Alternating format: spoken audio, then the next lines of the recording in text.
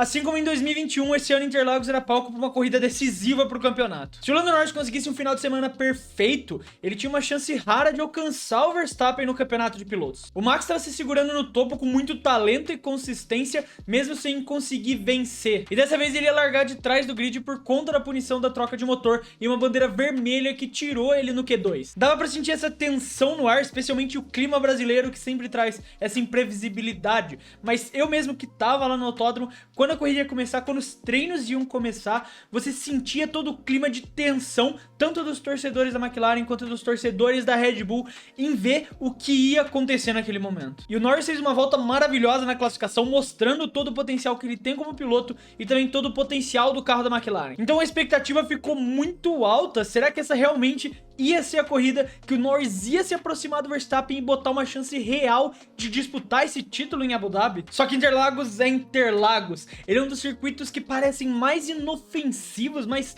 tranquilos de todo o calendário, só que ao mesmo tempo Interlagos é uma das pistas mais traiçoeiras que você pode ter. E essa combinação então de condições climáticas malucas e a tensão que tava ali na pista já anunciavam que o GP do Brasil ia ser cheio de emoção e essa imprevisibilidade ia ser um fator decisivo na corrida. O Verstappen, que ia receber essa punição de 5 posições no grid, já ia partir de uma situação bastante desafiadora para conseguir lutar pelo título. E ainda mais depois dos problemas que aconteceram no treino classificatório, especialmente depois da bandeira vermelha por conta da batida do Lance Stroll, a frustração tomou conta dele e da Red Bull.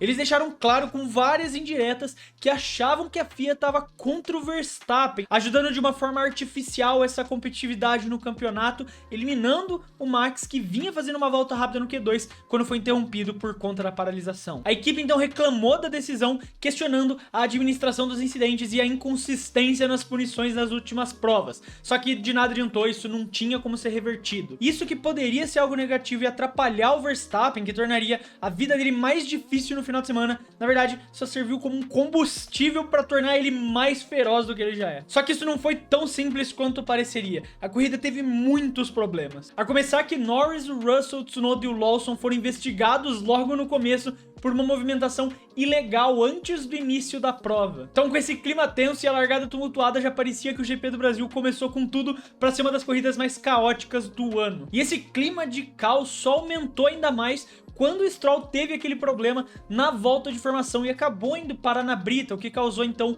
uma largada abortada e também criou o segundo momento mais especial de todo o final de semana, depois da McLaren do Senna andando na pista, que foi Interlagos inteiro gritando e ecoando Drugo pro Stroll andando pra fora do carro dele atolado na brita. E esse atraso inesperado, que foi culpa da estrolada, fez com que todo mundo precisasse então readaptar as estratégias, pensar num novo plano pra corrida. Antes mesmo da largada rolar, a gente já teve 2 incidentes que poderiam mudar completamente o rumo de tudo. A FIA decidiu investigar a movimentação ilegal dos pilotos, então essa possibilidade de uma penalidade estava pairando ali no ar, e os pneus, mais a gasolina gasta nas voltas de apresentação desnecessárias, poderiam também ter um papel importante no começo da corrida. Então, com toda essa confusão, a gente teve várias equipes se preparando para uma estratégia de pneus, enquanto outras optaram por esperar um pouco mais antes de agir. A largada abortada não atrasou só o início da corrida, mas também aumentou essa expectativa dos pilotos para o que ia acontecer. A prova já começava com 2 carros a menos pelo abandono do Albon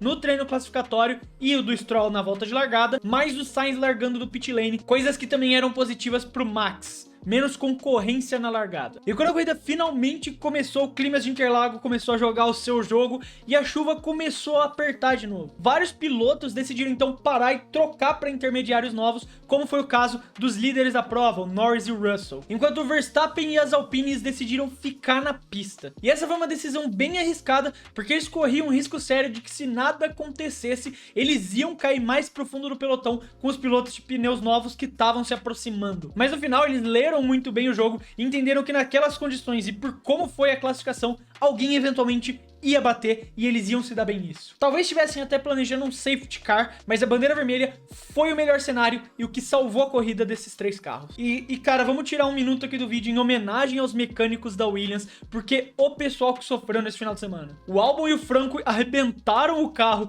durante os treinos classificatórios, os caras se mataram de trabalhar, não conseguiram arrumar o carro do Albon e conseguiram botar o Franco na pista só pra ele ir lá e arrebentar o carro de novo. Eu até falaria que meu final de semana foi triste por conta disso, mas eu tenho certeza que o dos mecânicos da Williams foi pior ainda. Mas, querendo ou não, essa batida do Colapinto deu uma enorme vantagem pro Verstappen, pro Ocon e pro Gasly, porque eles tiveram essa oportunidade de trocar para novos intermediários sem perder tempo, uma verdadeira vantagem estratégica, e que particularmente eu acho uma regra muito zoada de você poder trocar os pneus em bandeira vermelha, mas é a regra do jogo, eles jogaram dentro dela e se deram muito bem nisso. O que então parecia uma situação terrível pro Max no começo do dia, virou uma oportunidade de ouro para ele selar de vez o título do campeonato. Porque enquanto o Norris e o Russell estavam lá no fundo do pelotão, o Verstappen, sim, com um pouco de sorte, conseguiu se colocar lá na frente. E com o reinício da corrida, o Ocon tava na liderança da prova, o que é até algo raro tanto para ele quanto para a Alpine. E sabendo que essa era uma oportunidade única, o Esteban fez de tudo para manter o Verstappen atrás dele e tava realmente fazendo um ótimo trabalho, tava conseguindo abrir uma boa vantagem volta após volta. E se a corrida se mantesse desse jeito, ele era real um candidato para vencer, porque a cada volta parecia que ele abria mais pro Verstappen. Só que a corrida toda mudou quando teve mais uma batida, dessa vez do Carlos Sainz, que gerou um outro safety car. E dessa vez, no segundo reinício, não teve jeito, o Verstappen aproveitou um espaço mínimo que o Ocon ali deixou, mas ele conseguiu se enfiar, passou o francês e dessa vez não teve como pegar, ele disparou e o Ocon se contentou em ficar com o segundo lugar. Foi o momento que o Verstappen realmente brilhou, a ultrapassagem dele não foi só técnica, ela também simbolizou essa tenacidade de um piloto que mesmo largando de 17º lugar, estava determinado a vencer nesse final de semana. Enquanto o Verstappen tomava a liderança, o Norris estava vivendo um verdadeiro pesadelo nessa prova. No reinício ele travou a roda tentando contornar a primeira curva e despencou para o 7º lugar, o que foi um golpe duro, especialmente depois das altas expectativas que vieram com a pole position dele. A McLaren estava com um carro bom, mas o erro do Norris deixou ele frustrado, porque essa poderia ter sido uma das melhores oportunidades no ano para encurtar a distância no campeonato, mas agora tinha sido jogado no lixo. E apesar de tudo, o Norris ainda tentou se recuperar, mas a inconsistência no ritmo e as dificuldades em ultrapassar na pista molhada, juntos com a clara frustração que ele tava de estar abalado com tudo que aconteceu, limitaram o desempenho dele. Ele conseguiu chegar só numa 6ª colocação, enquanto o Verstappen parecia intocável lá na frente. E o contraste entre o desempenho impecável do Verstappen e essa frustração do Norris mostram muito bem, resumem muito bem como foi a temporada de 2024. De um piloto que mesmo em situações adversas conseguia se manter consistente e de outro que não conseguia na maioria das corridas trazer o resultado que precisava para lutar pelo título. E depois da corrida as entrevistas trouxeram muitas opiniões e desabafos. O Norris se mostrou frustrado com a regra que permite a troca de pneu sobre bandeira vermelha, argumentando que isso favoreceu o Verstappen e prejudicou a sua estratégia. O que eu até concordo, não sobre a questão da estratégia, mas de achar injusto que você possa trocar pneus durante bandeira vermelha. O Norris explicou que a decisão de parar para os pneus intermediários foi baseada na necessidade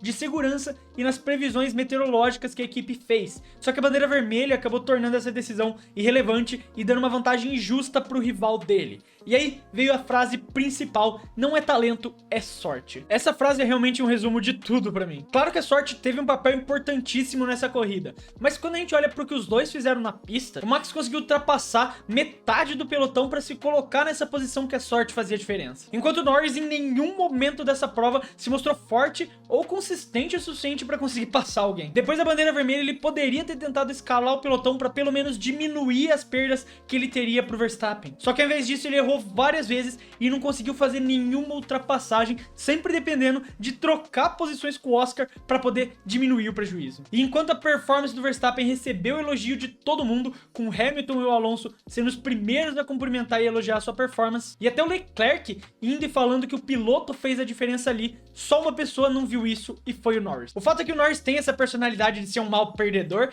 e isso para mim é um dos principais motivos pelo qual ele não tá pronto para ser campeão. Ao invés de abaixar a cabeça e reconhecer que podia ter corrido melhor, ele preferiu ir lá e falar que o adversário teve sorte e não talento, enquanto ele não conseguiu fazer sua melhor performance na corrida. Até o André Stella, o chefe da McLaren, também admitiu que essa foi uma das melhores vitórias da carreira do Verstappen. E esse triunfo no Brasil, então, não só solidificou mais a reputação do Verstappen como um dos pilotos mais habilidosos e estratégicos da geração, alguém que sabe exatamente o que fazer em momentos críticos, mas que também, para enfrentar ele, você precisa ser tão frio quanto ele consegue ser. E não à toa, o único que conseguiu fazer isso até hoje foi o Hamilton. Com essa vitória, o Verstappen ampliou sua vantagem para 62 pontos, praticamente garantindo o título, faltando 3 corridas para o fim do campeonato. E o Norris, por outro lado, se encontra nessa posição complicada. A distância no campeonato aumentou e ele não precisa só de um bom desempenho, mas agora sim de ajuda da sorte para conseguir sonhar com qualquer chance de título. Enquanto isso, a McLaren continua focada no campeonato de construtores, que com 3 corridas faltando, ainda está totalmente aberto nessa disputa contra a Ferrari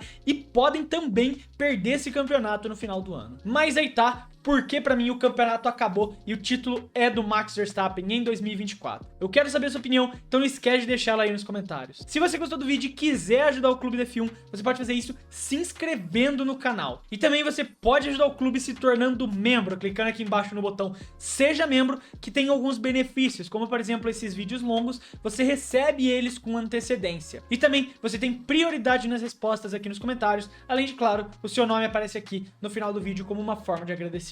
Eu quero agradecer você que ficou até aqui e até o próximo vídeo.